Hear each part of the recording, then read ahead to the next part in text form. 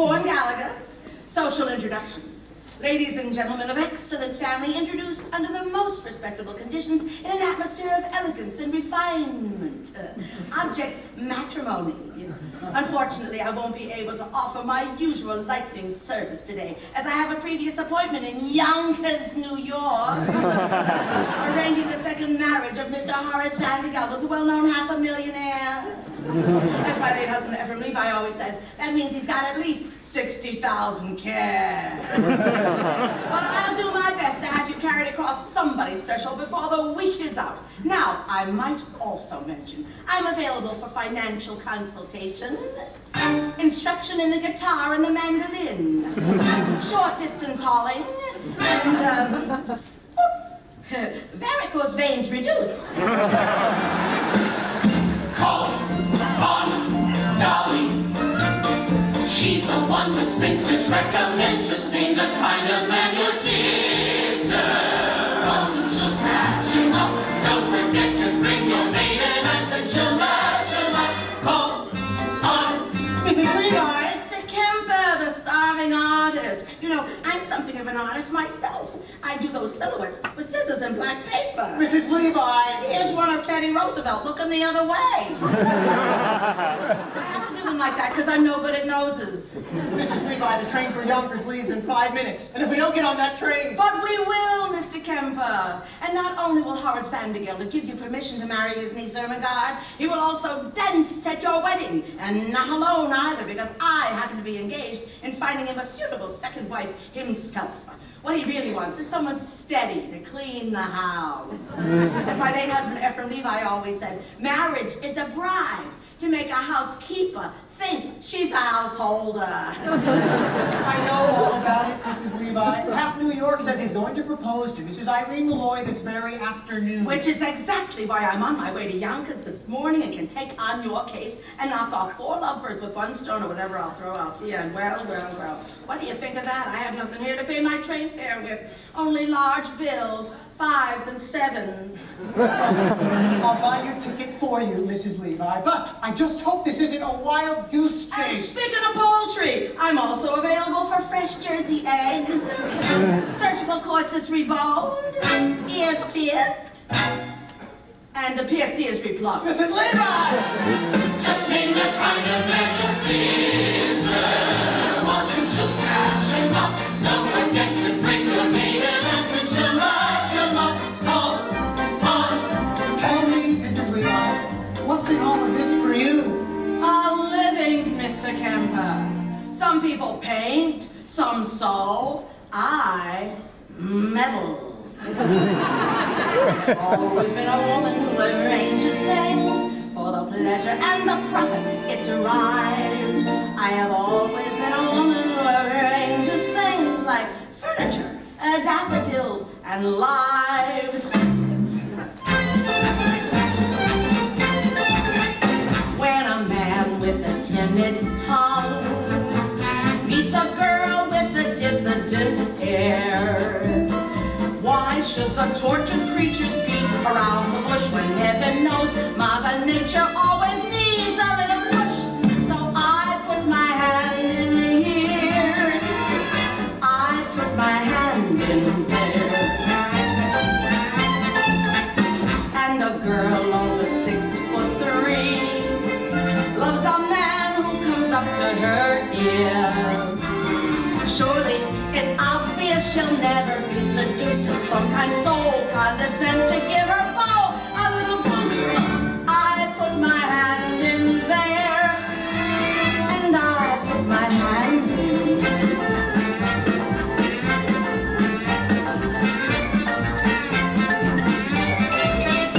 I have always been a woman who arranges things.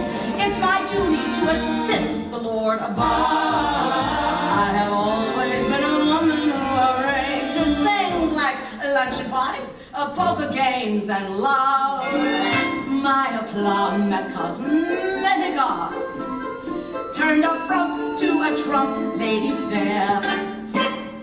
She had a countenance a little bit like Scrooge, but oh, today you would swear the Lord himself by the rouge. When I put my hand in here,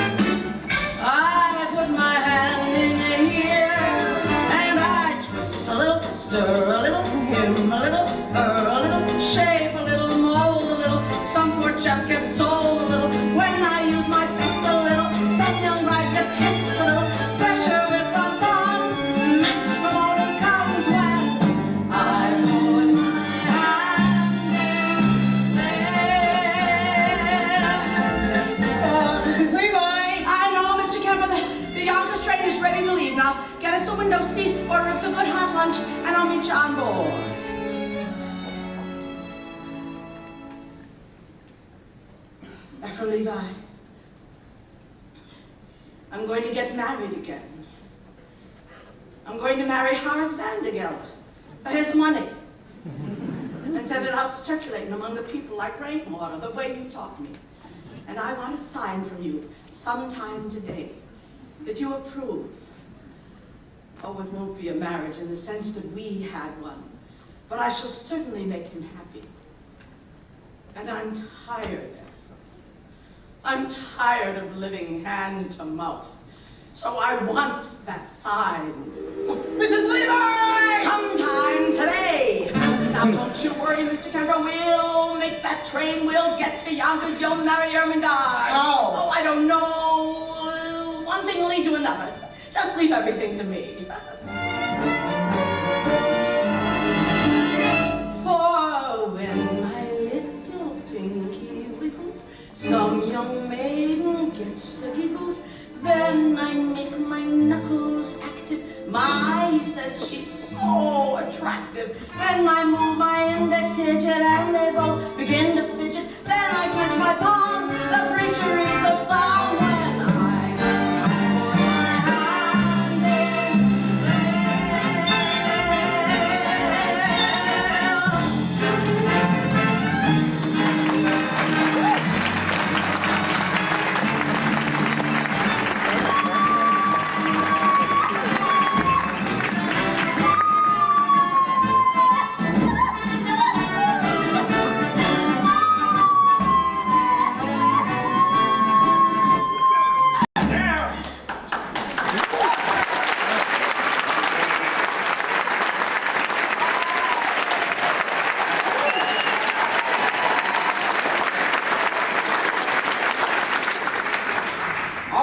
expected to play Yonkers, my Yonkers, with all that bellowing in my ears. I can't help it, Uncle. I love Ambrose Kemper. And I say you don't. But I do. No, you don't.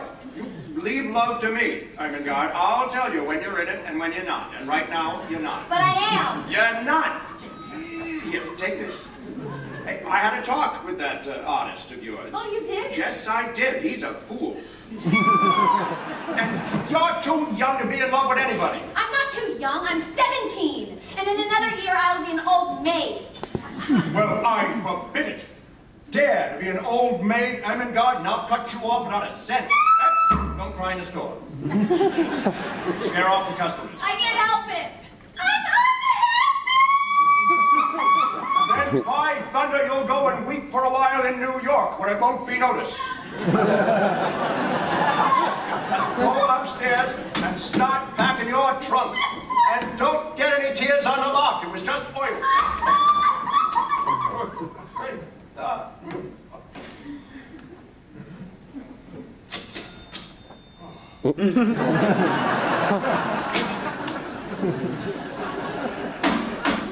Cornelius, Barnaby.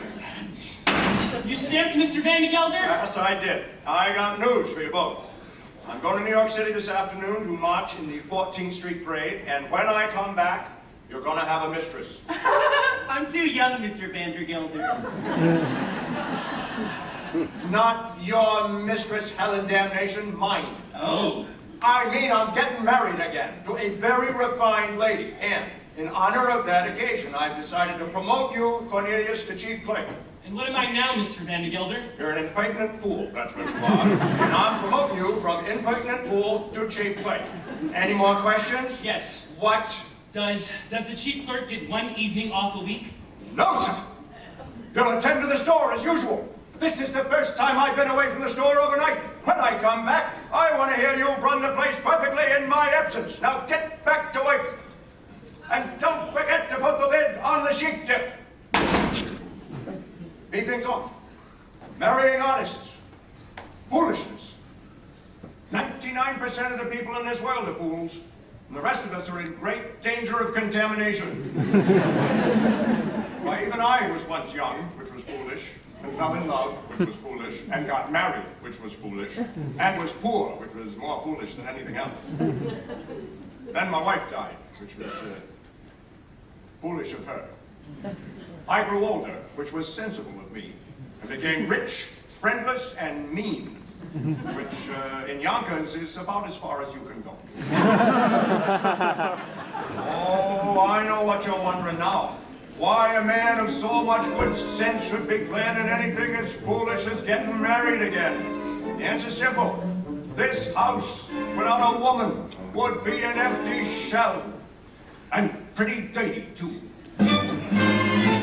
It takes a woman all powdered in pink to joyously clean out the drain in the sink. And it takes an angel with long golden lashes and soft dressing fingers to dump in the ashes. Yes, it takes a woman, a dainty woman, a sweetheart, a mistress, a wife.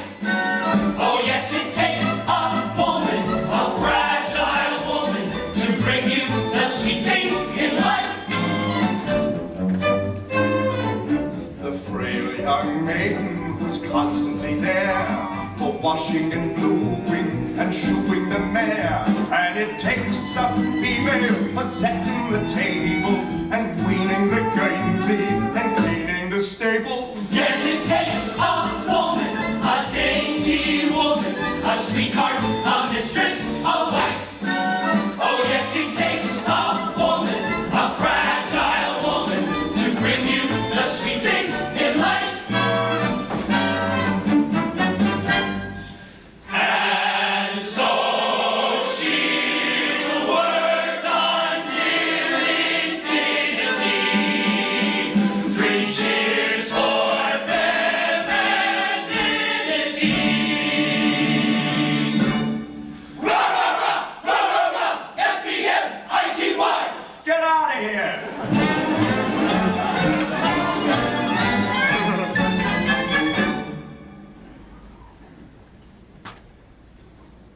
And in the winter she'll shovel the ice and lovingly set out the traps for mice. She's a joy and treasure, but practically speaking, to whom can you turn when the plumbing is leaking? That dainty woman, that fragile woman, that sweetheart, that mistress, that wife. Oh, yes, it takes a woman, Husky woman. to bring you the sweet things in life. Oh, yes, it takes a woman, a brave woman, a sweetheart, a mistress, a wife. Oh, yes, it takes a woman, a fragile woman, to bring you the sweet things in life.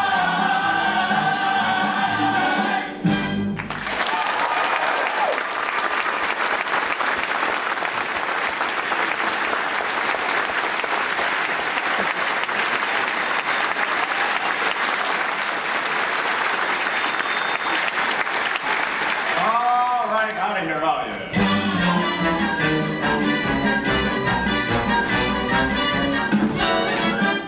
Congratulations, congratulations, 1,000 congratulations.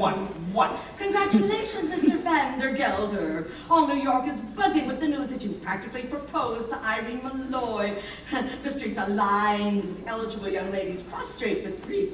All my congratulations and sympathy. Sympathy? Oh, did I say that? The tongue, that's all. No, I'm delighted with the happy news. After all, she wasn't easy to unload. By that I mean, well, you know what people said, although I, for one, never believed the rumors. No, I didn't. Rumors? What rumors? Oh, nothing to get upset about, Mr. Van der Gelder. I mean, according to all known facts, her first husband passed on quite naturally. It's just that he went so sudden. A few spoons of chowder she made special for him and...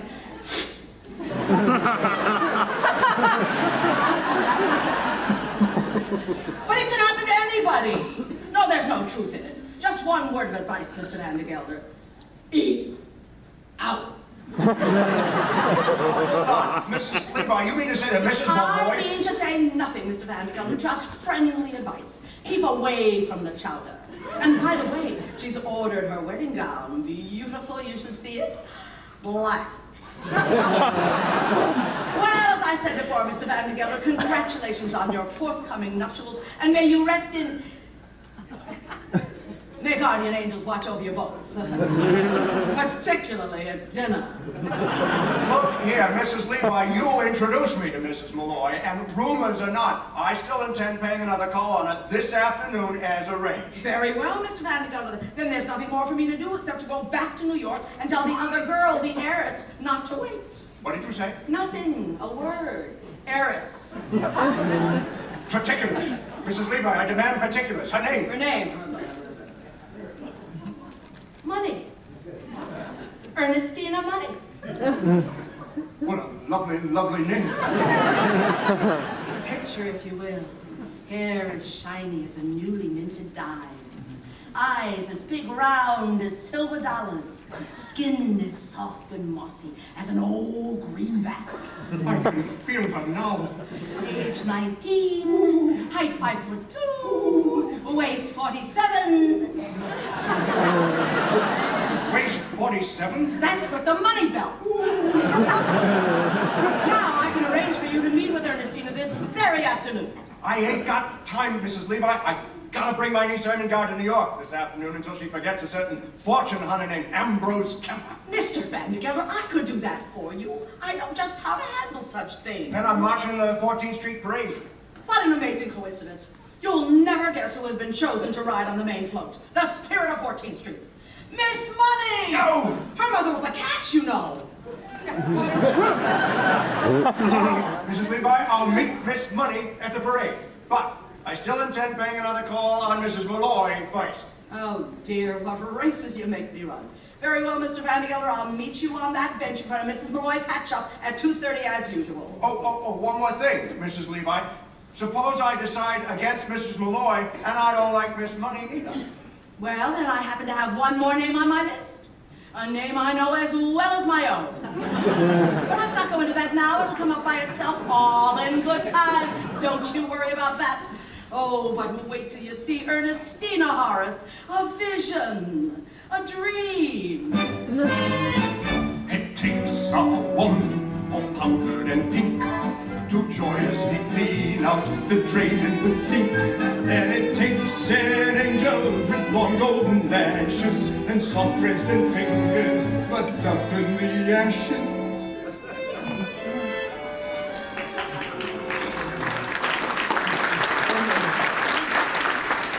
Yes, it takes a woman.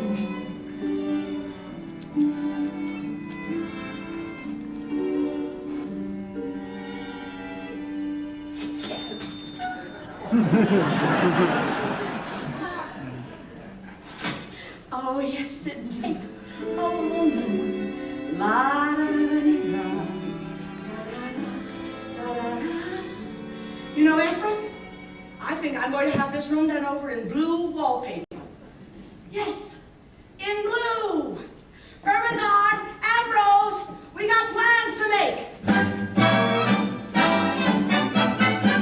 Chief clerk. Promoted from chief clerk to chief clerk. And if I'm good, in 10 years I'll be promoted to chief clerk again.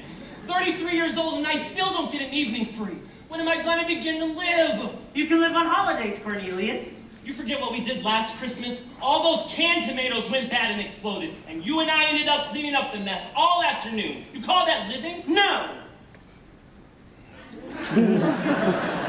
Barnaby, you and I are going to New York.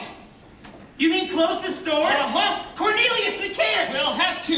Some more rotten tomato cans are going to explode. How do you know? I'm going to light this candle under them. That's how. Holy cabooses. They'll make such a smell customers won't be able to come in for 24 hours. Oh, we're going to New York, Barnaby.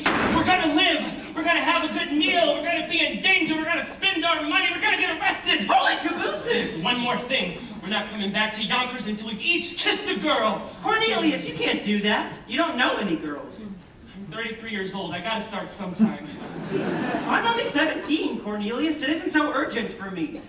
Barnaby, you might as well know right now that everybody goes through life kissing right and left all the time. Well, thanks for telling me, Cornelius. I often wonder. New York, Barnaby, elevated trains. No. The lights of Broadway. No. The stuffed whale at Barnum's Museum. A stuffed whale? A stuffed whale. What do you say, Barnaby? Yes, Cornelius, yes! Now, the first thing we do is show Horace Vandergelder that you are financially independent. I know. I'll find you a job. Can you dance? I'm an artist, Mrs. Levi. I paint. Very well, then. My card. Mrs. Dolly Levi, painters taught how to dance. Now, there's a man, Rudolph Reitzenberger at the Harmonia Gardens restaurant on 14th Street. I'll give you a note for him, and we'll see if he can't have you both entered into the poker contest tonight. The prize is a week's engagement and a solid gold cup. Oh, the cups we won, Ephraim and me. Well, hold on, Mrs. Levi. No fiancé of mine is going to set foot in a cafe. No! And I don't mind saying I'm surprised you have acquaintances in a place like that. Not acquaintances, Mr. Kemper. Friends. Dear friends from days gone by. My late husband, Ephraim Levi, believed in life and any place you could find it. Cafes, ballrooms, yes, even theaters. Why, even when times were bad, every Saturday night like clockwork, down those stairs at the Harmonia Gardens restaurant we came, Ephraim and me. Well, it's all very well to come down like clockwork, Mrs. Levi, but you're asking Ermengarde to work there. It's the only way to show Horace Vandergammer that we mean business. Now, you go to the Harmonia Gardens this afternoon and say, Mrs. Levi sent you. And incidentally, tell Rudolph that Dolly's coming back. And I want a table for two and a chicken for 8 o'clock tonight. Now, let's get you packed.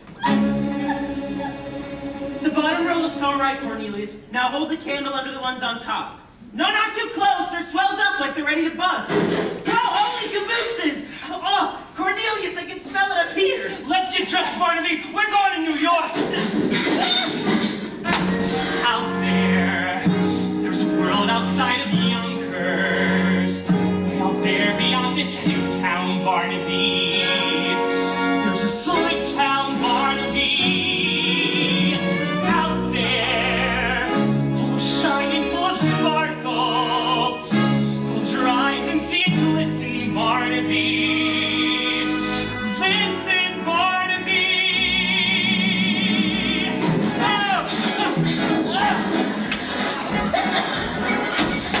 Put on your Sunday clothes, there's lots of worlds out there. Get out the brilliantine and dime cigars. We're gonna find adventure in the evening air. Girls in white in a perfume night where the lights are bright as the stars. Put on your Sunday clothes, we're gonna ride through town. In one of those new horse-drawn open cars. We'll see the shows that have Monaco, and we'll close the town in a whirl. And we won't come home until we kiss our girl. Put on your Sunday clothes when you feel down and out. Strut down the street and have your picture told. Just like a dream, your spirits seem to turn about. That Sunday shine is a certain sign that you feel it's brighter to glow.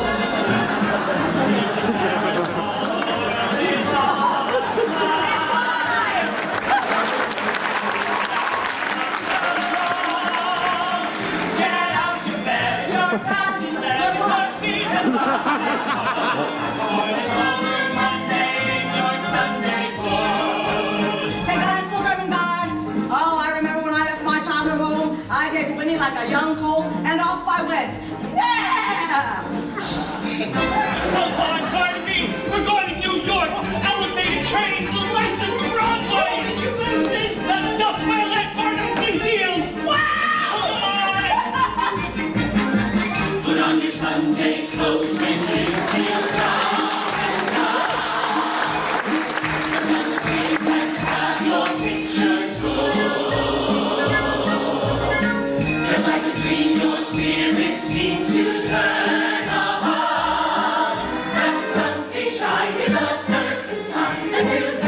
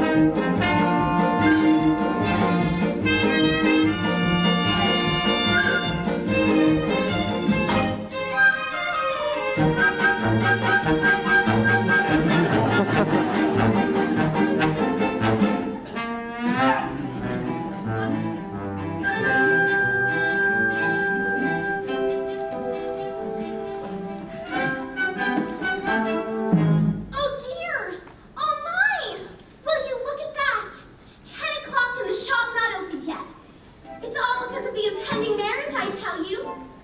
What marriage? Oh, I thought you knew. Why, the marriage Mrs. Levi is arranging between Mr. Horace Vandergelder, the well-known Yonkers half-a-millionaire, and my employer and friend, Mrs. Irene Malloy. Although, if you ask me, he'll never take the place of her late husband, Mr. Peter Malloy. May he rest in peace wherever he is, I'm not sure. Oh, it's all too much. Well, with late husbands and new marriages, and on top of everything else, Miss Mortimer returning this hat for the 3rd time. Same old story, she wants more cherries and feathers. Cherries and feathers to catch a bow, I suppose, although, if you ask me, she'd do much better with a nice, heavy veil. Ribbons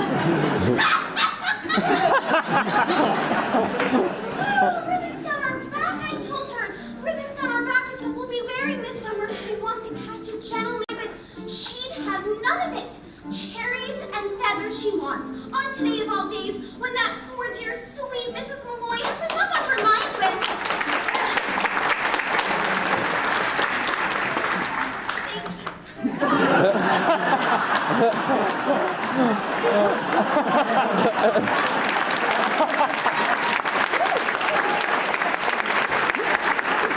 With what, Minnie? With the door! It's stuck. It's stuck? Oh, then push.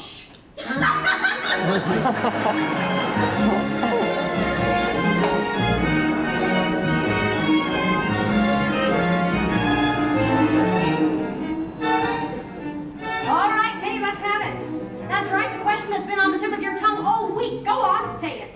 Why am I marrying Horace Vandergelder? Oh, Mrs. Malloy, I didn't ask you that. I would rather die on the rack than ask you such a personal question. But as long as you did bring it up. I am marrying Horace Vandergelder for one reason and one reason alone, Minnie. To get away from the millinery business. I hate cats. Mrs. Malloy! And I can no longer stand being suspected of being a wicked woman with nothing to show for it. Oh, Mrs. Oh, Malloy! don't protest, Minnie. All millineresses are suspected of being wicked women. Why, half the ladies come into this shop just to look at me. That's why I can't go to restaurants or balls or theaters. That's all the proof they need. Take my word for it, Minnie. Either I marry Horace Vandergelder or I break out of this place like a fire engine. But do you love him? No, Minnie, I don't. No, Peter Malloy, God rest him, was my share of love. And once is enough for a woman, as long as it's true love, and it was that. Oh, not Miss Mortimer again. Miss Mortimer, I'll take care of it. No, Minnie, leave it be. Well, you can make another hat for Miss Mortimer if you like. I'm wearing this one myself. Mrs. Malloy, you can't. You're a widow, and that hat, well, it's provocative, that's what. Is it, Minnie? Well, who knows who may walk into the shop today, and provocative may be just what I want to be. Mrs. Malloy! Oh, Mrs. Malloy! Mrs. Malloy!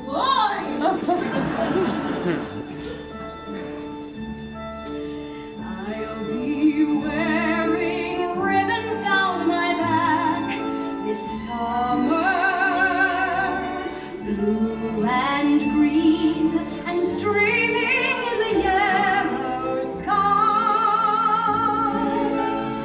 So if someone special comes my way this summer, he might notice me passing by. And so I'll try to make it easier to find me in the stillness of July, because a breeze might stir a rainbow behind me that might happen to catch the gentleman's eye, and he might smile and take me by the hand this summer, making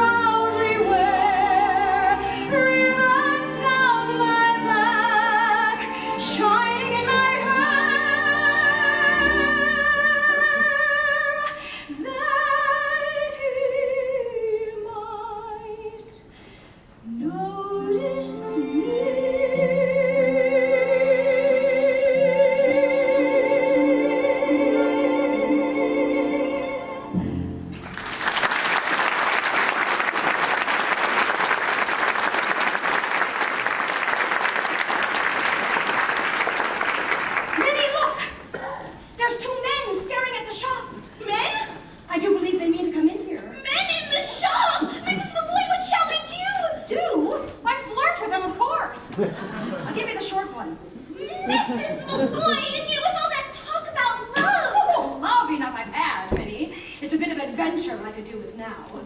We'll get them all heated up, and then we'll drop them cold. It'll be good practice for married life. Why, Mrs. Malloy, I think they are just awful, the things you're saying today. Well, yes, I'm enjoying them myself, too.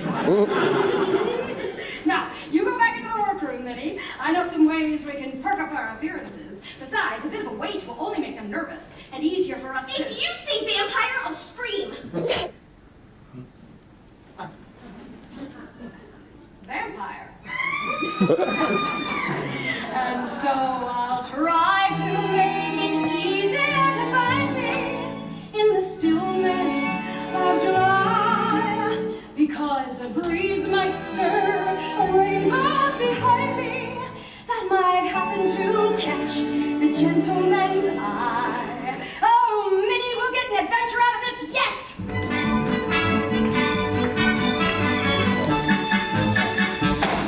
Adventure out of this yet, Barnaby. All day long we wander around New York and nothing happens. Then we come to the quietest street in the city and suddenly... Vandergelder! Ah, are they still out there? He's sitting on that bench. Cornelius, are you sure this is an adventure? You don't have to ask, Barnaby. When you're in one, you'll know it all, right? Maybe I wouldn't, Cornelius. I'll tell you what. Let's arrange a signal. I'll say to you, pudding. I'll say pudding to you. If it's an adventure, we're in. Pudding? Pudding. How much money have we got left? Not much, Cornelius. 40 cents for the train back, 30 cents for dinner, and 20 cents to see the whale. 90 cents. Why? When those women come out, we'll have to pretend to be customers. Maybe the best thing to do is make them think we're rich. That way we won't have to spend anything. We're two men about town. Looking for hats for ladies. Good afternoon, Mrs. Malone! Ah! Here, Cornelius Hackle. Here, Barnaby Tucker. My pleasure, gentlemen. Now, what can I do for you?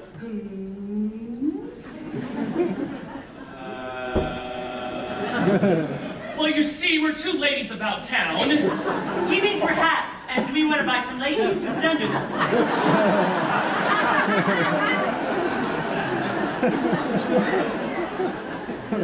We want a hat, that's all. For a lady, of course. And everyone said to come to Mrs. Malloy's because she's so pretty. I mean, her hats are so pretty. And so reasonable, Cornelius. As reasonable as under $1 would still leave us enough to see the whale. You gotta pay him no mind, ma'am. He's come all the way from Yonkers to see the stuffed whale, and he's all excited. Just keep an eye on that street, Barnaby, and maybe you'll see it pass by. Excuse me, but did you say Yonkers, Mr. Hackle? Oh, yes, ma'am, Yonkers. And forgive me for saying this, but you should see Yonkers. By that I mean perhaps Mr. Malloy would like to see Yonkers, too. Oh, I'm a widow, Mr. Hackle. You are? Barnaby, she's a widow! Oh, that's too bad. I'm sure Mr. Malloy would have loved to have seen Yonkers, especially in that hat. I mean on you, of course, not Mr. Malloy. May he rest in peace. You're Catholic, aren't you? Well, don't let that worry you. I'd be willing to change.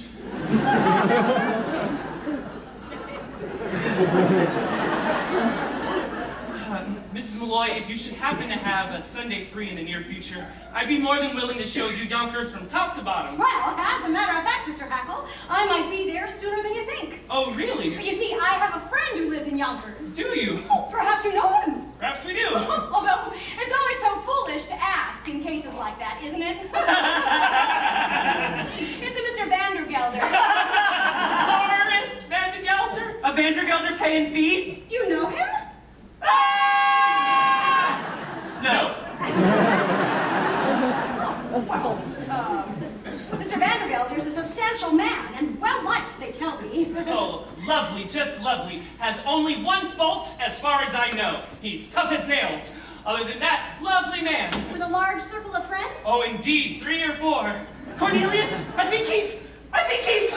Begging your pardon, Miss Malloy. What an attractive shop you have here. Barnaby, notice all the interesting doors and cupboards, and this precious piece of furniture with the low-hanging cloth. Now, I wonder if your friend might like this one. Look out! Begging your pardon, Miss Malloy. Gentlemen, what are you doing? We'll explain later, Miss Malloy. No, you come out of there this minute. Where's it as can be, Mrs. Malloy? Well, really. Cornelius? Pudding? Pudding! Mr. Hackle! Mr. Tucker! Mr. Vandergelder! Mrs. Malloy.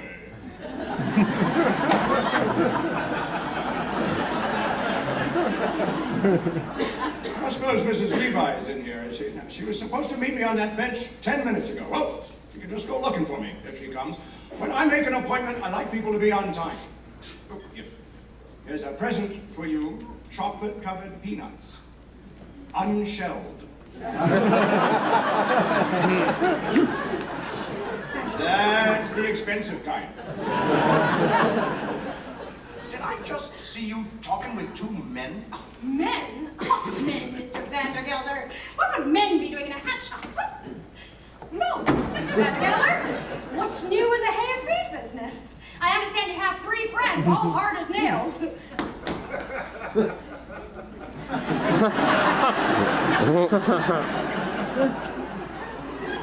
What on earth are you talking about? Yonkers. I understand it's a very beautiful city. And who's been telling you about Yonkers, may I ask? And nobody. A friend. Oh, what friend? Well, you see, he... He? A customer, Mr. Vandergelder. Someone quite well-to-do, as a matter of fact. He was just in here buying hats for ladies. Well, you might even know him, although it's usually silly to ask in cases like that, isn't it?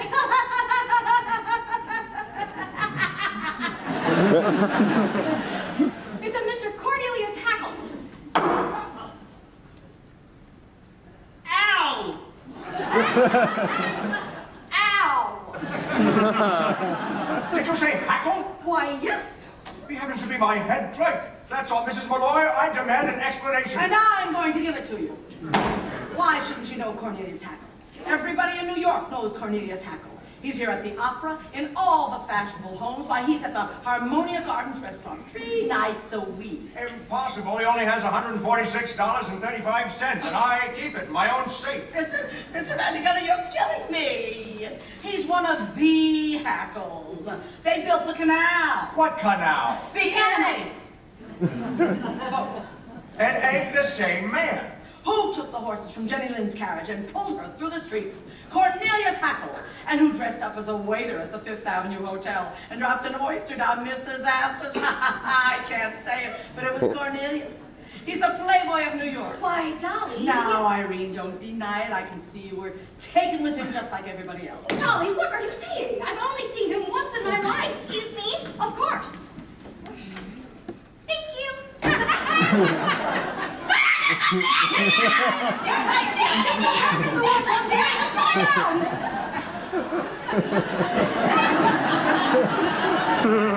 There's a man!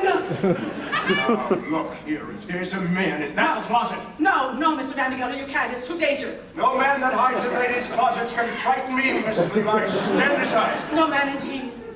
I'm sure you'd make short work of any man. Those muscles, I can see them rippling back and forth under your ripple. Back and forth.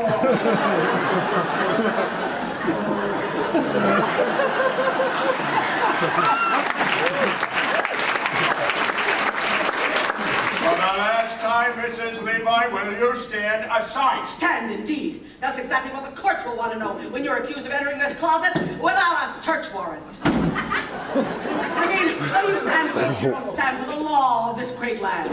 I know what I stand for. I stand for motherhood, America, and a hot lunch for orphans. Take off your hats, sir. Betsy Ross's flag is passing. Do you see him on the hill at Gettysburg? Neath that great triumphal arch. If you see him as he's traveling through the graves of a rat, stand up and march, march, march. Has this not affected you, sir? I came here at 14 years of age, an immigrant girl from a land oppressed by people. And I must echo here what was said by that great and patriotic American, Moses. As for motherhood, America, and a hot lunch for orphans. Take off your hat, sir. There's a tear stained eagle passing. Do you see him on the bridge of Waterloo? Near that great triumphal arch. If you hear him singing Dixie in the sugar cane, stand up and march, march, march. Stand for motherhood, America, and a hot lunch for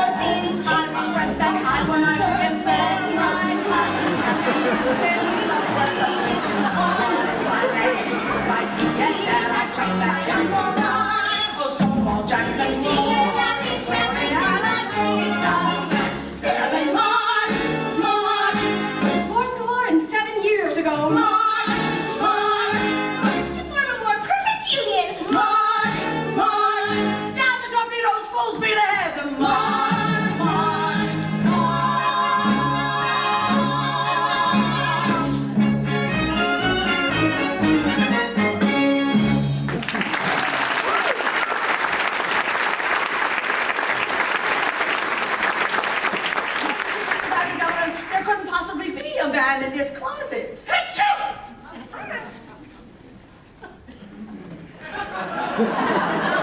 God bless you.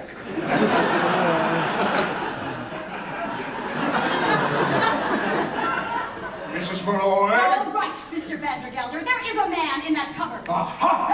And another one underneath that table. What the devil? There also happens to be a very simple explanation. But for the present, good afternoon. Good Lord, the whole room is crawling with men. I'll never get over it.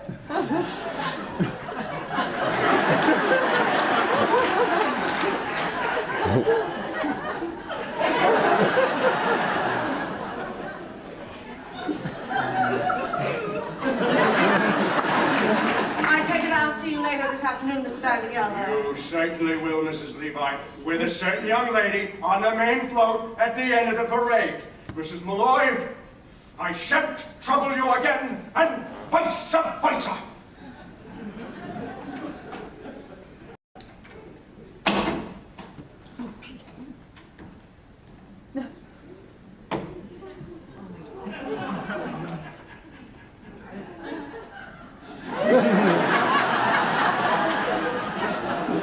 Mrs. Malloy, I can explain everything. I do not wish to hear any explanations, Mr. Hackle. Just you and Mr. Tucker do me the pleasure of leaving my shop at once, or I send for Officer Gogarty. Well, Irene, if you ask me, calling the officers letting them off too easy. The law carts, that's where they belong. I've been adding up the legal offenses these two have committed, and believe me, you've got grounds for at least 2 writs, a non-compass mentis, and a garnishee. Now, the main thing is to show that you'll try to settle it amicably first. Have dinner with them. Dinner? Is that absolutely necessary, Dolly? It's the way things are done in the law, Irene. Dinner first, garnishee afterward. Well, if it must be, Mr. Hackle, Mr. Tucker, you may take Miss Fay and myself to dinner. Delighted to, Mrs. Malloy. I speak for Barnaby, too. Now I hear there's a very nice restaurant in the railway station. Oh, no, Mr. Hackle. If the Harmonia Gardens is good enough for your fashionable friends, it's good enough for us. Oh, we couldn't go there, Mrs. Malloy. Now, don't misunderstand me. It isn't the money or anything. It's the whale. It's the whale. No, it's the dancing. You see, they have dancing in a place like that. Exhibitions, even contests, and I don't know how, and it would take me weeks, months, years to learn, and Mrs. Dolly Levi, 33-year-old chief clerk, taught how to dance. Just give me 5 minutes of your time, Mr. Hackle, and I'll have you dancing in the streets. We'll start with the waltz kick turn, lesson 7. It's very simple.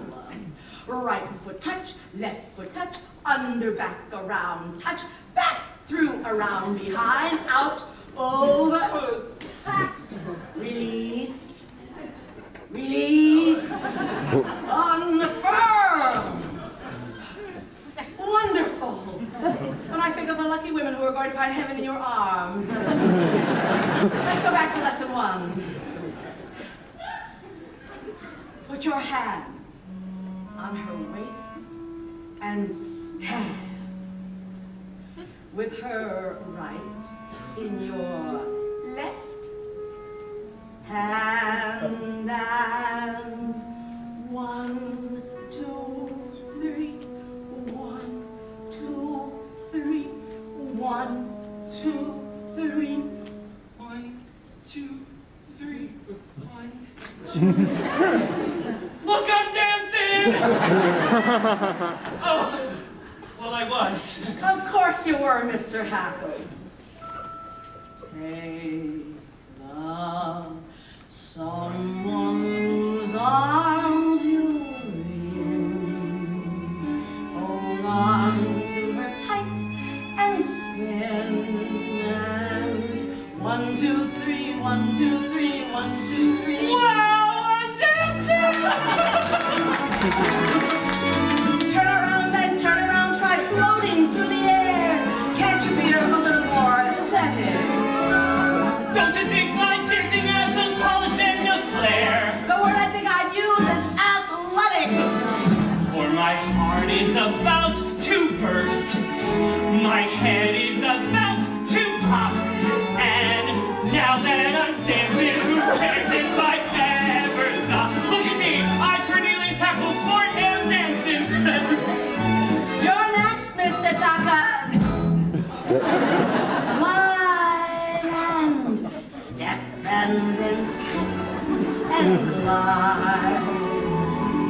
And everyone, stand aside!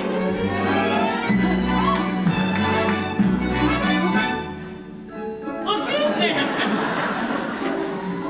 You can learn to polka if you worked a week or so. Or the tango filled with passion seething. I might join the chorus of the Castle Garden show! Whatever you do, for gosh sake, keep breathing. For my heart is about to burst. My head is about to pop. And now that we're dancing, who cares if we ever stop?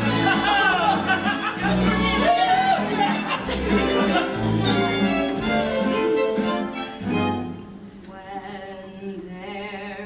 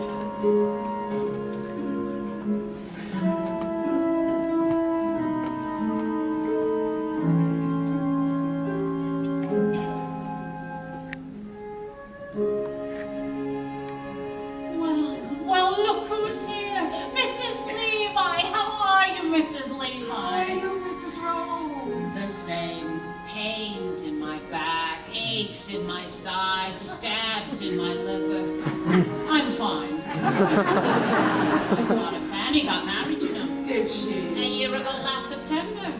It's been such a long time since you lived here, Mrs. Levi. Such a long, long time.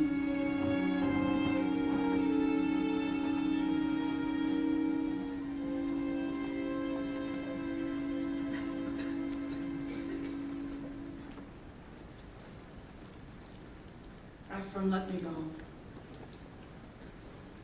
It's been long enough, Ephraim. Every evening for all these years, I put out the candle. I locked the door, I made myself a little rum toddy, and before I went to bed, I said a prayer, thanking God that I was independent and that no one else's life was mixed up with mine. Then one night, an oak leaf fell out of my Bible. I placed it there when you asked me to marry you, Ephraim. A perfectly good oak leaf, but now without color and without life. And I suddenly realized that I was like that oak leaf. For years I've not shed a single tear, nor had I been filled with the wonderful hope that something or other would turn out well. And so I've decided to rejoin the human race. And Ephraim, I want you to give me away. Before the parade passes by, I'm gonna get in step while there's still time left. Before the parade passes by,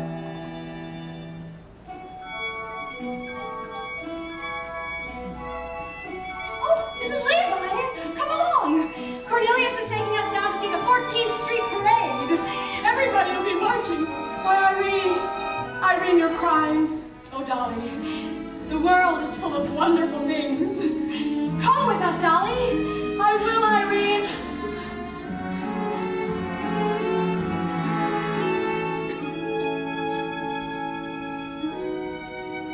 I will.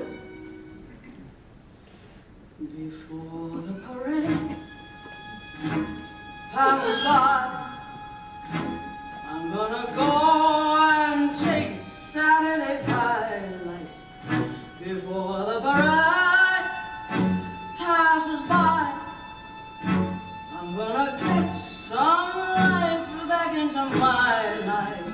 I'm ready to move out in front. I've had enough of just passing by. Like the rest of them, the best of them, I can hold my head up high. For I gotta go again, I gotta try again, I'm gonna feel my heart coming alive again. Before the parade passes by. Look at that crowd up ahead. Listen and hear that brass harmony growing. Look at that crowd up ahead. And pardon me if my old spirit is showing. All of those lights over there seem to be telling me where I'm going. And the whistles blow, and the cymbals crash, and the sparklers light the sky. I'm gonna raise the roof, I'm gonna carry on. Give me an old trombone, give me an old baton. Before the parade passes by. Listen and hear that brass harmony growing when the parade passes by. Pardon me if my old spirit is showing. All those lights over there seem to be telling me where I'm going. When the whistles blow and the cymbals crash and the sparklers light the sky, I'm gonna raise the roof, I'm gonna carry on. Give me an old trombone, give me an old baton. Before the parade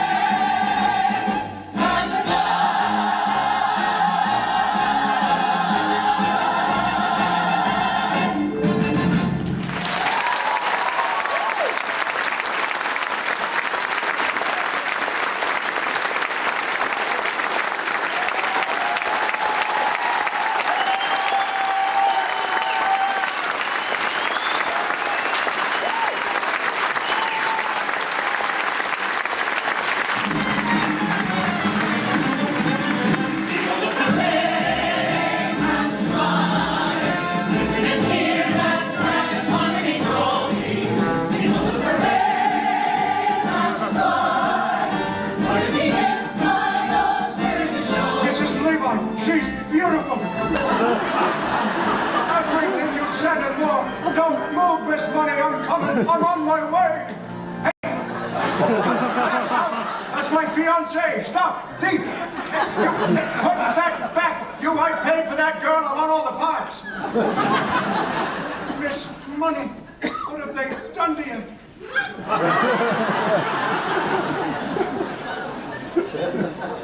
Mrs. Levi, what is the meaning of this? Nothing to get upset about, Horror. It's a last-minute substitution. Miss Money had a sudden urgent business appointment at the Mint. They ran a little short, so she's helping out. But she'll meet you in front of the Harmonia Gardens restaurant at 8 o'clock tonight. That's the most expensive restaurant in the city. That's why I'm glad you suggested it. By the way, I might be a little bit late, but Miss Money will meet you in front of the restaurant. Oh, Horace, wait till you see her. Oh, in buttercup yellow with baby pink shoes and humming an old-fashioned tune. Sweet Rosie O'Grady. Oh, you couldn't miss her if you tried. I'll be there, darling, but only because I already paid for the introduction and I might as well get my money's worth. But from this point on, you are hereby discharged as my marriage broker. Is that clear? From now on, hey, Gallagher, you're just a woman like anyone else. Where are you taking me? What's happening?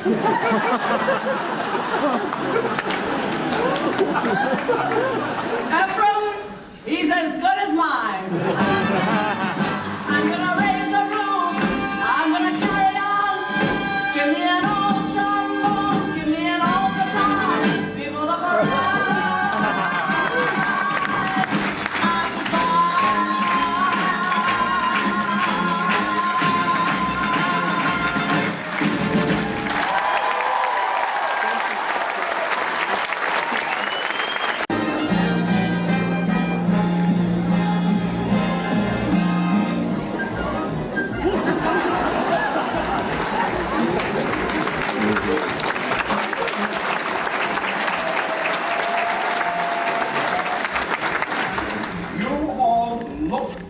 Like you could use a little help. So I'm going to help you the best way I know by giving you $500,000 worth of advice. A living is made by selling something everybody needs at least once a year. And $1 million is made by selling something they need every day. And an artist's painted picture of a cow in the sunset is something nobody needs never. A successful business is the greatest work of art on earth. The true American artist is the man who can build this penny into $500,000 of these dollars. I put a penny in my pocket, and in a little time, that penny in my pocket had grown into a dime. And in a little longer, a quarter jingled up. I put the quarter in the teapot, and I waited till the teapot had $1 in the spout. I put the $1 in my mattress, and had some pleasant dreams. Till suddenly my mattress was bursting at the seams. And that's how I acquired the wealth I now possess. That little penny was the secret, yes, that penny was the secret of my success. And that is not exactly how it happened. It's sort of true. I had a penny in my pocket, and not another suit. And with my only shirt tail, I shined a rich man's shoe. He threw me down a nickel, admiring my skill. I gave the nickel to a blind man, and the blind man left me all his meager savings in his will. I bought myself a wagon for hauling blocks of ice. I cut the ice to ice cubes and got a higher price. I shaved the cubes to ices, but still a higher fee. But big tycoons are very enterprising in your organizing, so you must come work for me. En route to work next morning, I hung the lady cross. The lady was, you guessed it, the mother of the boss. The boss said, you're promoted. I need you at my side. And then I met the boss's daughter. the boss's daughter, and quite suddenly she died. I bought myself an acre, a silo and a steam. All Yonkers started buying my grain and hay and feed. And now I'm $500,000. But proudly I confess that in my pocket is that penny, yes, that shiny little penny. It's that penny that's the secret of my success.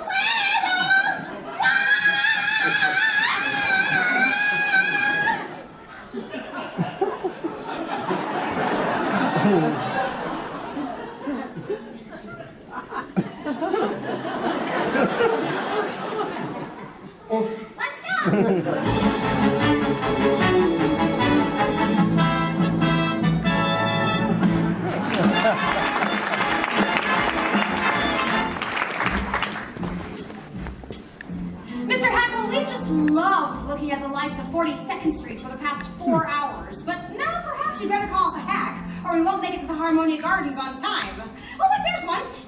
Oh, no, we couldn't do that, Mrs. Malloy. It isn't the money or anything. No. It's just that nowadays, elegant people never take hacks. Tax is out.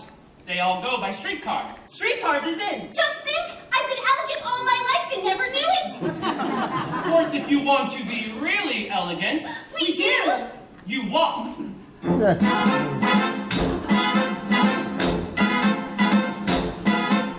Yes, New York, it's really us, Barnaby and Cornelius. All the guests of Mr. Hackle are feeling great and look spectacular. What a knack there is to that acting like a born aristocrat. We've got elegance. If you ain't got elegance, you can never, never carry it off.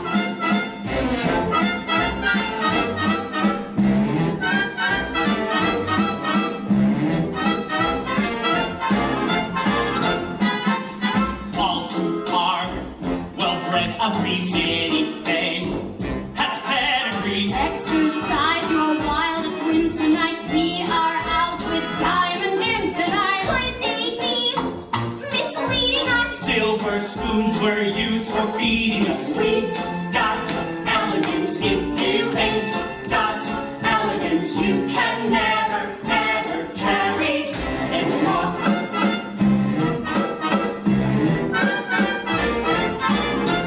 Middle class, don't speak of it, savoir faire. We reek of it, someone born with rags and patches, but we use dollar bills for matches and Vanderbilt, kowtow to us. J.P. Morgan scrapes and bows to us. We got elegance. We were born with elegance. Have you noticed when I hold my cup, the saucer never moves? And the way I keep my pinky up into you adoring Got elegance. We got built in elegance and with elegance. We'll carry it on.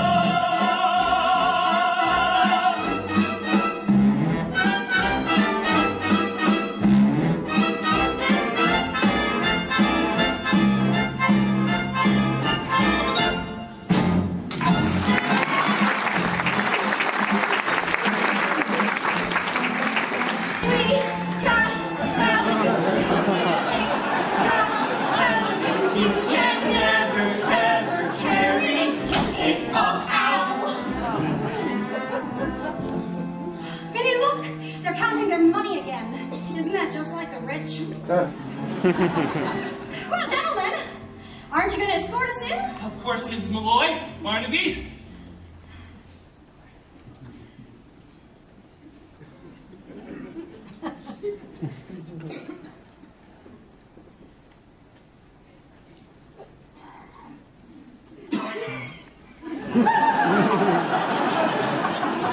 Mrs. Malloy. Yes, Mr. Hackle? Mrs. Malloy, as we start inside, may I? Yes, Mr. Hackle? May I put my arm around your waist? Yes, Mr. Hackle. But I might as well warn you. A corset is a corset.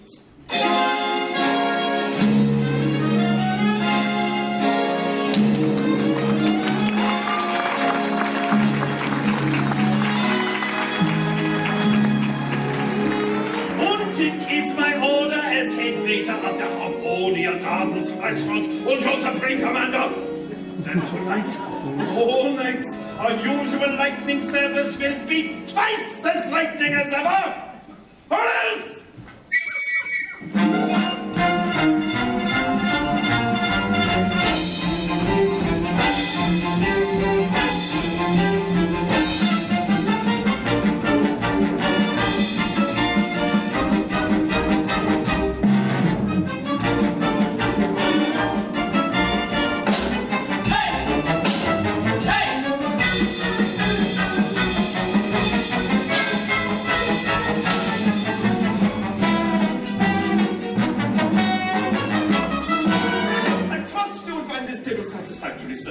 Private dining rooms cost a bit more than they do for the best view of the entertainment. $1, Cornelius, that's all that's left. Are you sure? Count it again. Prepare yourself for a big night, Minnie. We're not the two of New York's best-known sports. I did make a mistake, Cornelius. It's only 90 cents. I'll count it once more. No, don't! We can't afford it. I'm gonna order everything on the menu. Waiter!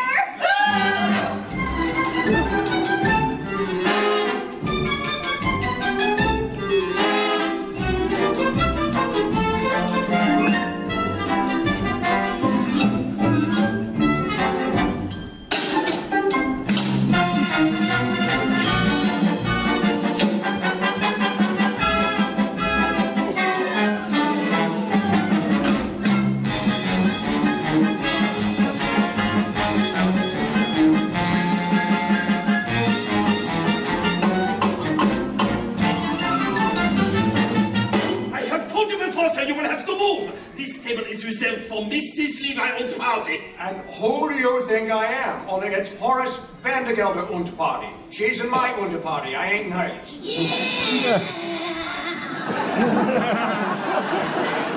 Mr. Vandergelder, of course. It's just that Mrs. Levi mentioned nothing about you bringing your... My personal physician. That's enough rouge, Doctor. I only ordered a chicken for two. Chicken? Chicken's a deer. Und Bette maison, soup du jour und pomme soufflé. Why didn't you tell me this was a Chinese restaurant? We'll take 2 bowls of rice. Now get out. Now, Miss Money, I understand you carry respectable sums in your belt. Yeah, $2. Only it's in my garter.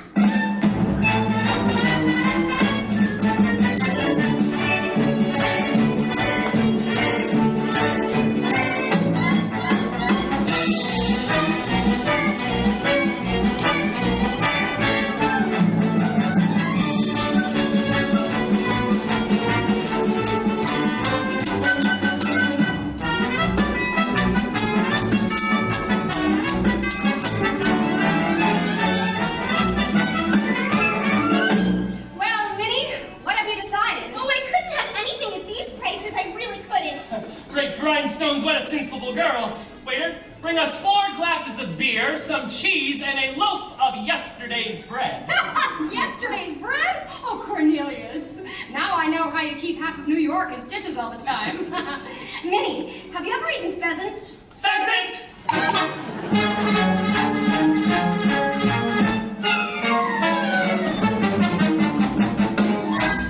Dang, why the closed curtains? You ashamed of something? Oh, it's not that. I just felt a slight chill. Ah, well, why didn't you say so? Here, I'll loan you this. Now, let's order something to hold us till the rice comes. Waiter, what do you bring? A roast succulent hen, with chestnut and oyster stuffing, cheese fondue, and some lady fingers. Now what'll you have?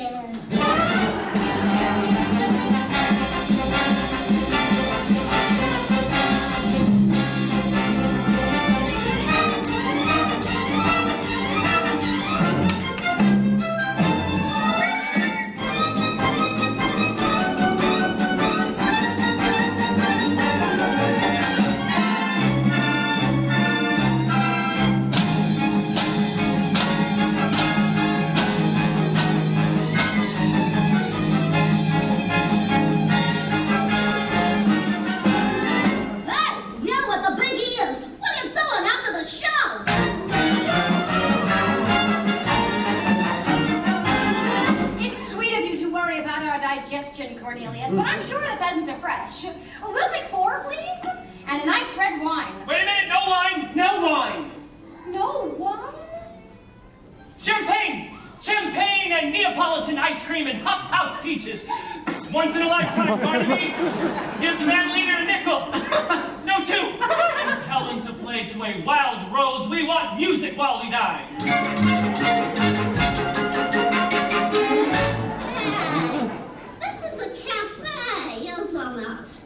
Let's dance. Oh, no.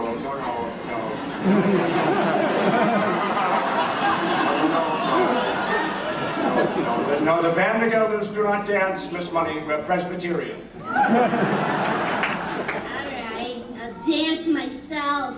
Give them $2 for the band leader, will ya? And tell them to play something refined. I'm gonna do the hoochie coochie. All right, Cornelius, I'll send for the band, but promise you won't order anything else.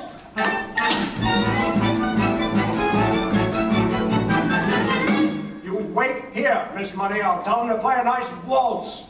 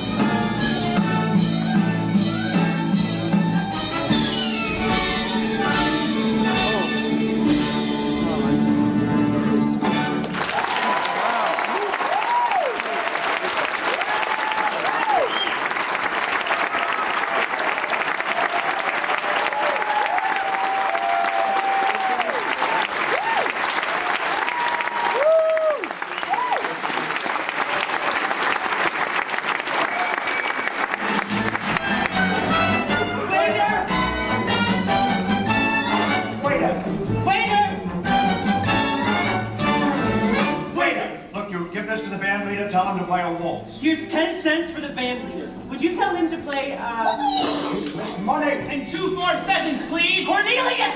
Sir! My purse! My wallet! What? Here, you, that's my purse. Excuse me, but that's my wallet. I know it's mine because there's nothing in it. But a quarter, 6 dimes, 5 pennies, and a...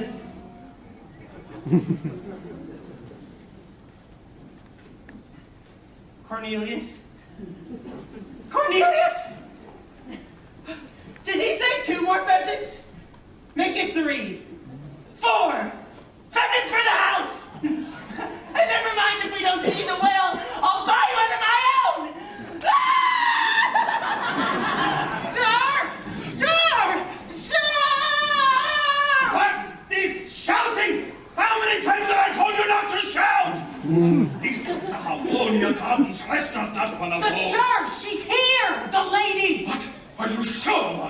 you told me, sir. 8 o'clock on the nose, I'll pull the carriage and I'll stick the lady in a red dress. It's she, Mrs. Levi, she's back. Oh, is it true? I heard someone laughing outside the kitchen window, and it sounded like... It's Dolly. Please, tell the man. She just got out of a carriage. True, no! It's true, no? It's true, yeah! After 10 years. Ah, Rudy, it's like old times again.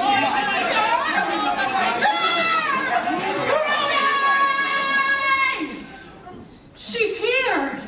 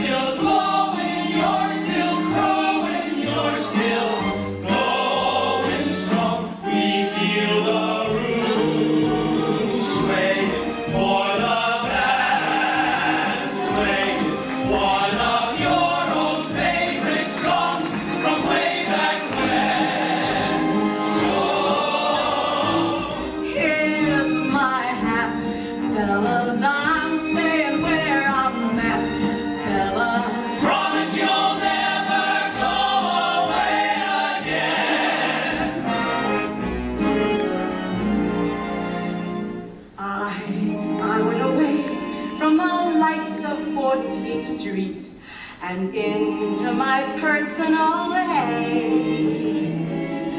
But now that I'm back in the lights of 14th Street, tomorrow will be brighter than the good old days. Those good old days. Hello, Dolly. Well, hello, Dolly. Glad to see you, Hank. Let's thank my lucky star. Your lucky star. Oh, you're looking so great, Stanley. My goodness, you lost an awful lot of weight, Stanley. You're a shadow of your former self. Dolly's overjoyed and overwhelmed and overflowed.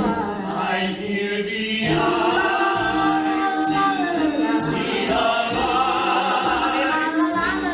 and you still get glances from a handsome man. Golly gee, fellas, find me an empty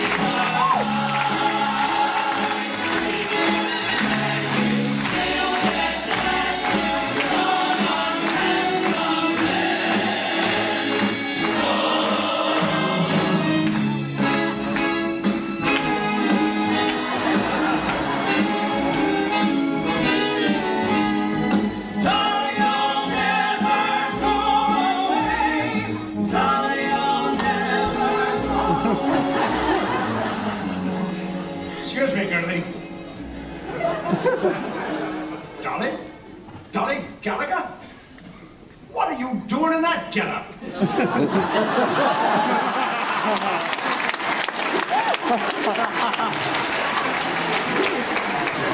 And you're half an hour late, and I demand an explanation. Ernestina! Exactly. Ernestina, whom I trusted. She wanted to do the hoochie coochie. Well, she always was artistic. Now, Horace, I'm going to have our table move right down front. There's someone in the dance competition I particularly want you to see.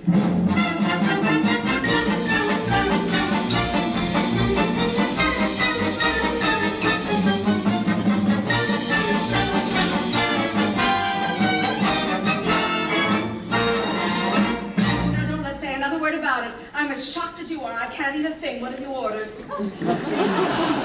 What you wanted, a chicken. Now, see here, Mrs. Levi, about that hoochie coochie girl. Did you say a chicken? Oh, I don't think I could face a chicken. Not a chicken, not today. Well, good, then cancel the chicken. And bring a turkey. What are you doing now? Nothing. Just looking the place over, getting acquainted with the surroundings. That's the trouble with you, Dolly. Always want to know everything. Always putting your nose in other people's affairs. Anybody who married you would get as nervous as a cat. What's that you're saying? I said anybody who married you. Horace Vanderbilt will get that idea right out of your head this minute.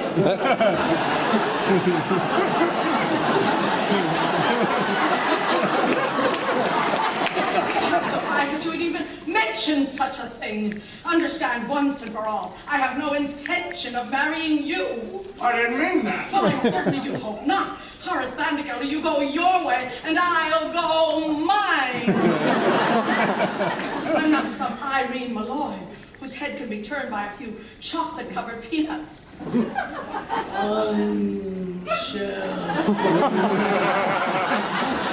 the idea of you even suggesting such a thing? Mrs. Levi, you misunderstood me. Well, I certainly do hope not. But if I had any intention of marrying again, it would be to a far more pleasure-loving man than you. However, we won't discuss it anymore. Here's the waiter with our food. I'll serve Mr. Van de Gelder, Rudolph. Oh, isn't this lovely? Here's some white meat for you. Yes. Lighter than air they are, yes. And a nice little wingy for you. And some giblets, very tender and very good for you, too. No, Horace, as I said before, you go your way and I'll go mine. Now start right in on the wine. I'm sure you'll feel better at once. However, since you brought the matter up, there is one more thing I am going to say. I didn't bring the matter up at all. One more thing I'm going to say before we forget all about it. It's true. I'm a woman who likes to know everything that's going on, that likes to manage things. However, I would not like to manage anything as out of control as your household. You'll have to do that yourself. God helping you. It's not out of control. Very well, I won't say another word about it. Have some beets, Horace. They're good. I don't like beets. That's good. No, a complaining, quarrelsome, friendless soul like you is no sort of companion for me. You salt your beets, and I'll salt mine. Will you stop saying that? I won't say another word. Good. Except this. At your age, Horace, you ought to enjoy hearing the honest truth. My age. You're always talking about my age. Well, I don't know what your age is, but I do know that up in Yonkers with bad food and bad temper, you'll double it in 6 months. Have some more beets. They're good. I don't like beets. I hate beets.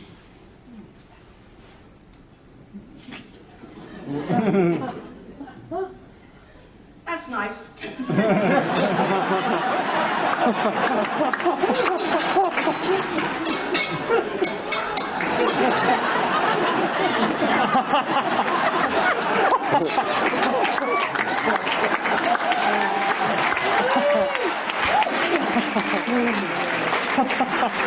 The pity of it is, you could be a perfectly charming, winny, amiable man if you wanted to. I don't want to be charming. But you are, Horace. Look at you. You can't hide it. Now sit down and let's talk of something else.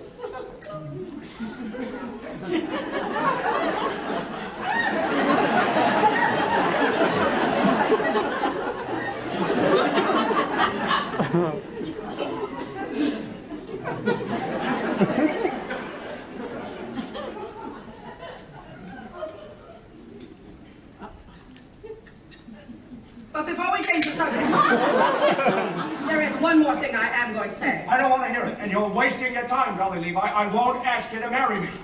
I suppose that means you want me to ask you. Well, I'm sorry, Horace, I'm turning you down. How can you take me down when I haven't asked anything? It's no use arguing. I've made up your mind. Here, let me cut your wings.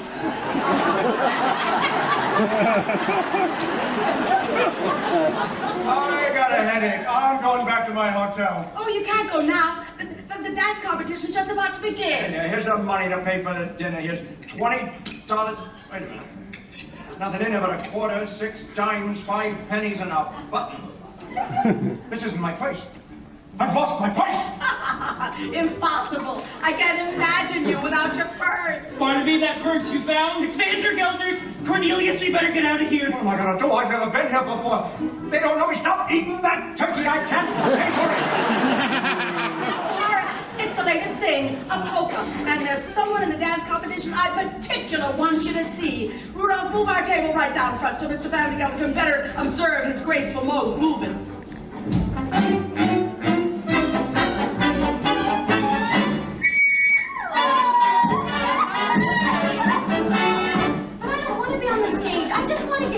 You heard Mrs. Levi. This is the only way to show your uncle we mean business. Now dance.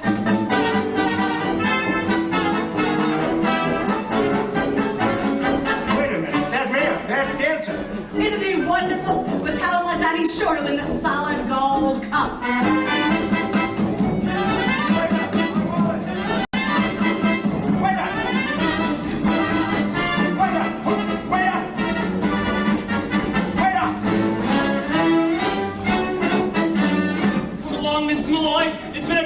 Wonderful evening, but I'm afraid we're going to have to cut it a bit short. Oh, many a polka! Cornelius, I simply must have one dance. But Vandergelder, we've got to go. We will go. We'll dance our way out. Oh.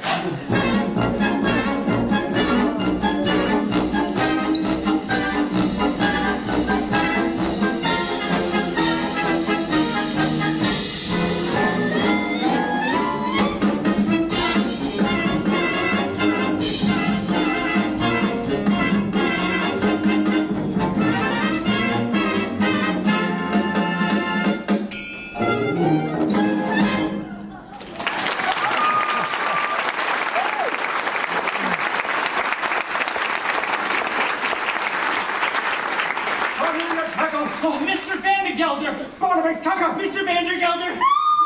Ermengarde! Mr. Vandergelder, I can explain everything! I don't want to hear any explanations. You're fired. Ermengarde, what in heaven's name do you think you're doing? I beg your pardon, sir. Out of my way!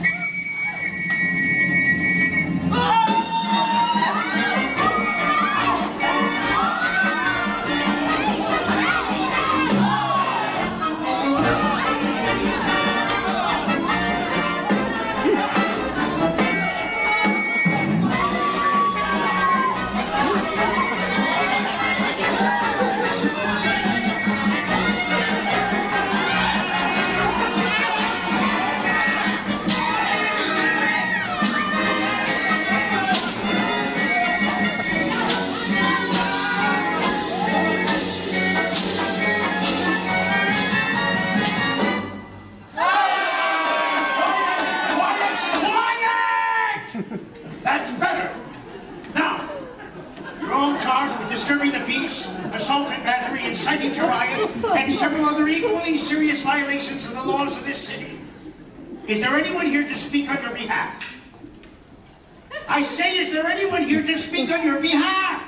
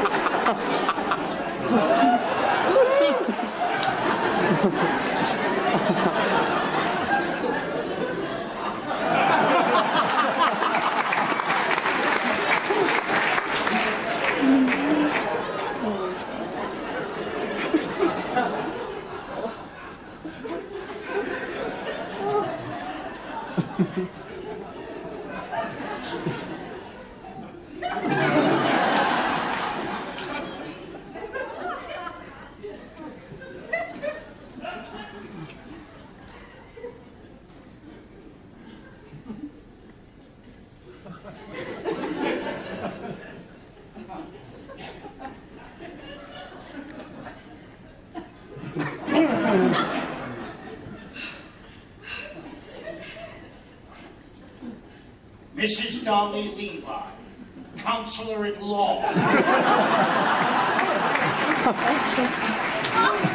Your Honor, the defense rests. I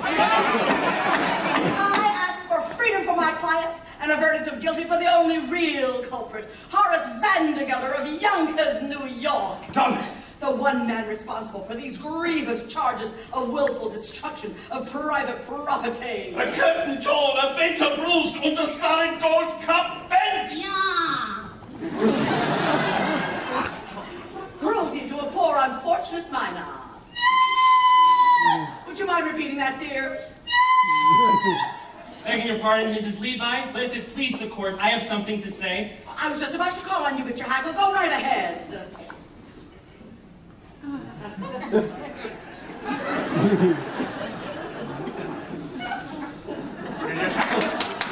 If you dare to testify against me, you'll be discharged. You've already done that, Mr. Vandegelder. I'll do it again. You've done it again, too. But even if you hadn't, I still say what I have to say.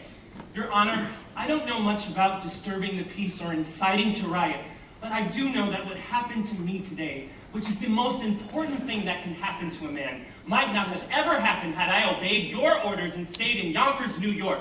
Your Honor, I'm talking about none other than love. Oh. What? You're trying to tell me that after 33 years you've fallen in love because you take one evening off? No, Mr. Vandegelder, I didn't fall in love with Mrs. Irene Malloy in just an evening. An hour? No, even that's too long. What's less than a minute? A second. Less than that. A moment. I'll go slowly so you can get it all down. It only takes a moment for your eyes to meet, and then your heart knows in a moment you will never be alone again. I held her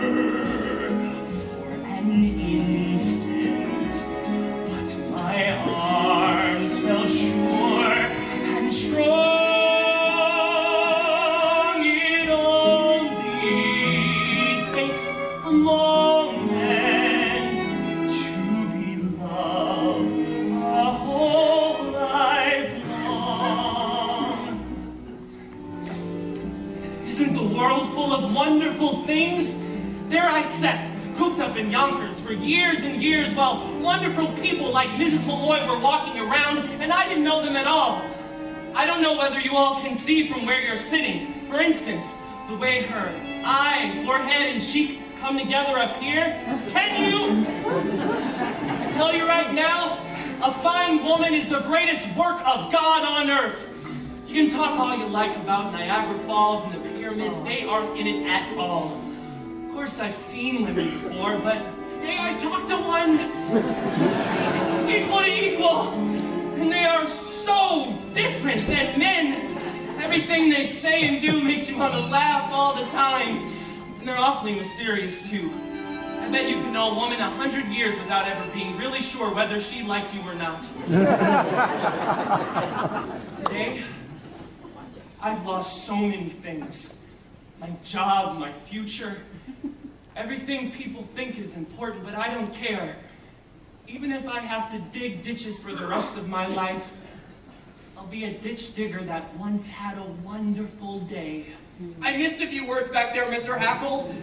Right after it only. Takes a moment, but his arms felt sure and strong. It only a moment.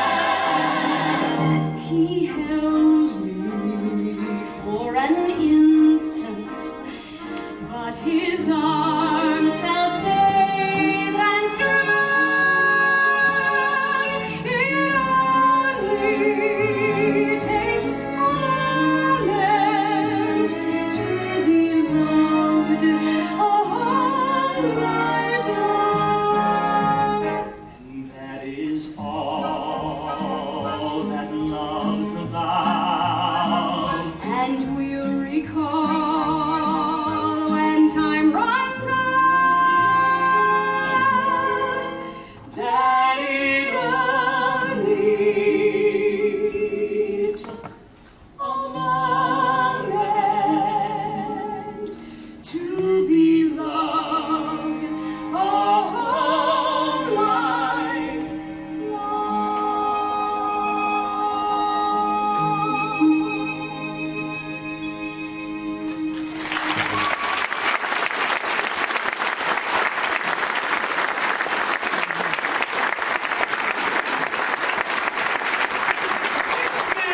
Dismissed! You're all dismissed! You're all free, my children, and bless you. Yes, you're all dismissed. All except Horace Van Gelder of Yonkers, New York. You can see the prisoner now, Mrs. Levi. Well, Horace, there's your life. Without niece, without clerks, without bride, and without your purse. Looks like there's only one thing left to say. If it's to ask me to marry you, Dolly Gallagher, never, not in a million years, under no circumstances will I ever marry you. Oh, that wasn't it at all, Horace. All I wanted to say to you was, goodbye. What? Goodbye. Now, hold on, Dolly. It's too late, Horace. I failed. And when a woman fails, there's nothing else she can say. Wait, but hey. goodbye. Goodbye. Goodbye. Goodbye. Goodbye. Goodbye. Don't try to stop me, Horace. Please. Wave your little hand and whisper so long, dearie. You ain't gonna see me anymore. But when you discover that your life is dreary, don't you come a knocking at my door. For I'll be all dolled up and singing that song that says your dog, I told you so. So wave your little hand and whisper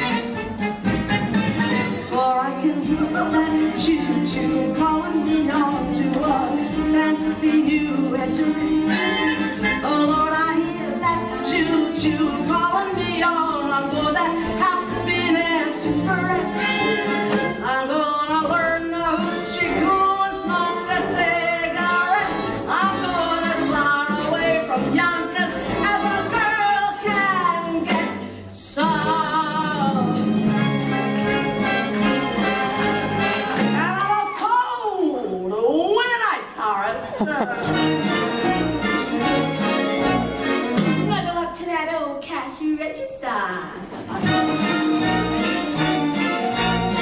It's a little lumpy, but it rings. Don't come on knocking, I'll be all dolled up and sing that song that says you dolled. I told you so. So, Horace, you will find your life a sad old story when you see your dolly shuffle on to glory.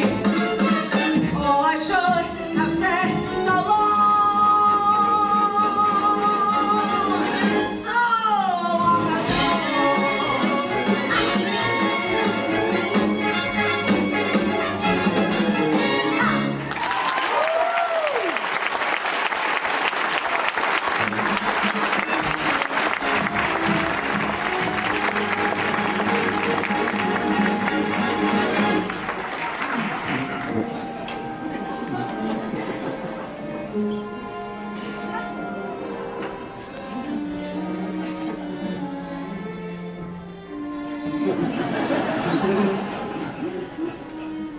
I wouldn't marry you, Dolly Levi, if you were the last woman on earth. Not if you asked me 1,000,000 times. I didn't need you before, and I don't need you now. Dolly Levi, you go your way, and I'll go mine. Dolly! Dolly! So it's you, is it, Mr. Hackle? Come crawling back, is it? No, Mr. Vandegelder, I've come to collect my $146.35. You see, I've decided to go into business for myself. And since the only business I know is hay and feed, I've decided to open my own store. And Cornelius has found the perfect location, right across the street from you. So you think you can compete with Vandegelders, do you? Well, just you try. Another one come crawling back. Is it? What do you want? My back salary for the past 4 months, $6. And 12 cents. You can't do this to me, any of you. I'll go to the courts. I'll get lawyers. Why, Horace Vandegelder, as I live and breathe, if you aren't handsome in that outfit. So few men nowadays have the courage to wear fawn yellow and fuse.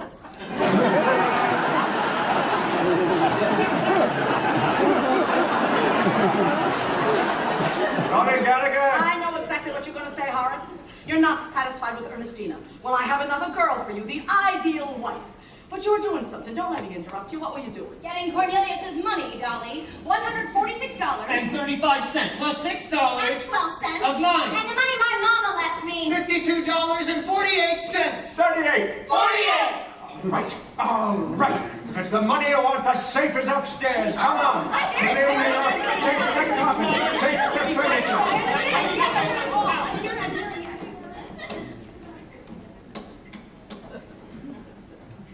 Money, money, money, money, money. Mr. Vandegelder's money. It's like the sun we walk under. It can kill or cure. Vandegelder's never tired of saying that most people in the world are fools, and in a way he's right, isn't he? Himself, Irene, Cornelius, myself. We're all fools in danger of destroying the world with our folly. But the surest way to keep us from that harm is to give us the 4 or 5 human pleasures that are our right in the world. And that takes a little money. Now, the difference between a little money and no money at all is enormous and can shatter the world. And the difference between a little money and an enormous amount of money is very slight, and that can shatter the world too. It's all in how you use it. As my late husband, Ephraim Levi, used to say, money, pardon the expression, is like manure. It's not worth a thing unless it's spread around, encouraging young things to grow. Anyhow, that's the opinion of the second Mrs. Horace Vandegelder. Which reminds me, Ephraim, I'm ready for that side. Don't just stand there. That goes upstairs. Well, Horace, as I said before, I found you the ideal wife. Johnny Gallagher, I don't want you to find me no ideal wife. If I want an ideal wife, I'll find one of my own. And I found her. And it's you. Damn it! Horace! I know. I've been a fool. About Mrs. Malloy and that other woman. Darling, forgive me and marry me. Horace, stop right there. What do you mean? You know as well as I do you are the first citizen of Yonkers, and your wife would have to be a somebody. Answer me. Am I a somebody? You are a wonderful woman. Oh, you're partial. No, it won't be enough for you to load your wife with money and jewels and to insist that she be a benefactress to half the town. She'd have to be a credit to you, too. Tell me, do you think I have it in me to be a credit to you? Darling, everybody knows that you could do anything you wanted to do. Well, I'll try, Horace. With your help, I'll try. And by the way, I found your purse. Where did you... Wonderful woman! It just walked into my hands. I don't know how I do it. Sometimes I frighten myself.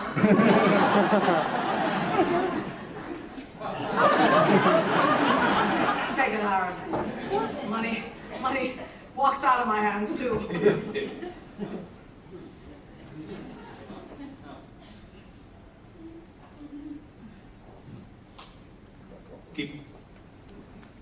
Keep it, darling.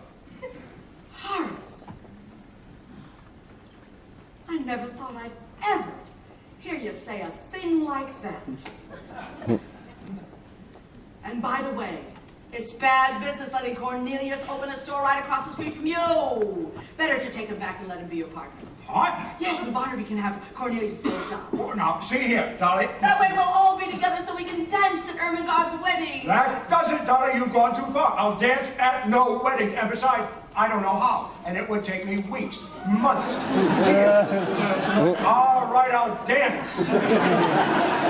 Whoa. That front room, idiot. Don't just stand there. What are you waiting for? Horace Van Gilbert, what is going on up there? Oh, nothing. I just thought I'd have that front room done over in blue wallpaper. Now, I know the old paper ain't worn out yet, but that fella just set up in business, and he needs a good start. You see, Dolly, I've always felt that money, pardon the expression, is like manure. It's not worth a thing unless... Thank you, Ephraim. Hello, darling. Well, hello, darling. It's so nice to have you here where you belong. I never knew, darling, without you, darling, life was awfully flat, and more than that was awfully wrong.